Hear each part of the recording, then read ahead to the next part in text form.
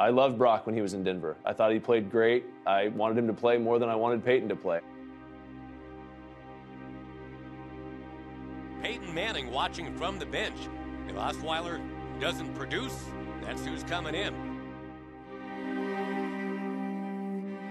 I think Brock realized that he was playing good football, and he thought that it was his team, and he should be able to go continue and do that. Osweiler back, about to get hit. Wobbly throw, picked off by Phillips, and here it comes. Not on a white horse. That would be too dramatic, but here he comes. It's Peyton Manning. Pulling him there in that situation where he had done so much for that team, I think that was the final straw.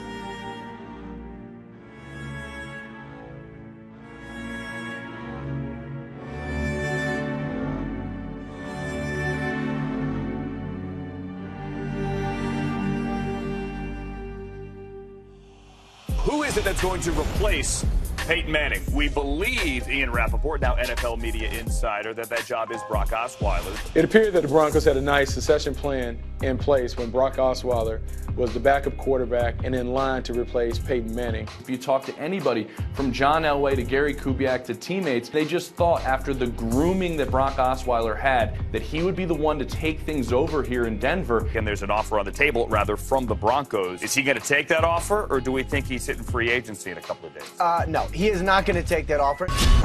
I got the sense and started hearing from sources I knew down in Houston that the Texans were very much interested. I'm told the Houston Texans have expressed interest in Brock Osweiler, and they are viewed as a legitimate threat to pry him away from the Broncos. The Texans had to make a play for a quarterback after the debacle that they experienced in the playoffs with Brian Hoyer.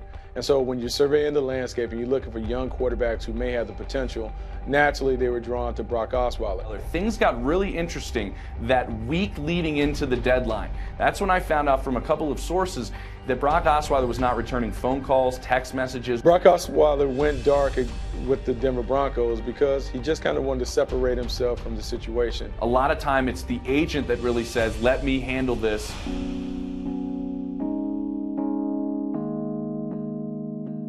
A lot of times the agent has your best interest when he says that. He just wants you to kind of stay out of it. I'm sure plenty of teammates, coaches, and other guys reached out to Osweiler to let him know he was a part of the bigger picture. He was part of the plan to be a repeat champion.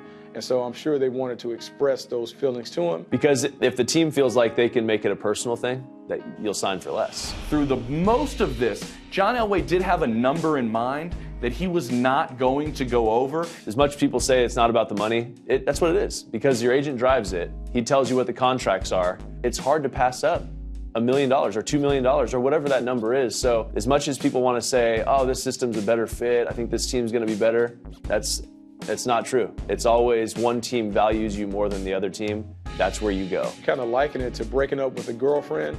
He didn't want to have to deal with the tears and the fallout, so he elected to disappear, kind of fade to black and send a text message on the way out. New Texans quarterback Brock Osweiler arrived at Bush Intercontinental Airport Wednesday night. On Thursday, he'll get his physical, sign with the Texans, and meet the media. How's everyone doing? We got one good. Okay. Ian, how much is he getting? I just want to start this thing off today by thanking Mr. McNair and the entire McNair family. I'm told he's getting 4 years, $72 million. Really just giving me this incredible opportunity to be a Houston Texan. It was always about $18 million per year. I have to thank my agents. Something that the Broncos were not willing to do. I want to thank John Elway. From what I'm told, they came up a couple $1 million short. I would like to thank Coach Kubiak for everything that he did for me last season. This was also a situation involving his feelings and how difficult the year was for him being benched. I can't tell the Houston community, I can't tell my teammates, this coaching staff, truly how excited I am to be a Houston Texan. Now on to the future.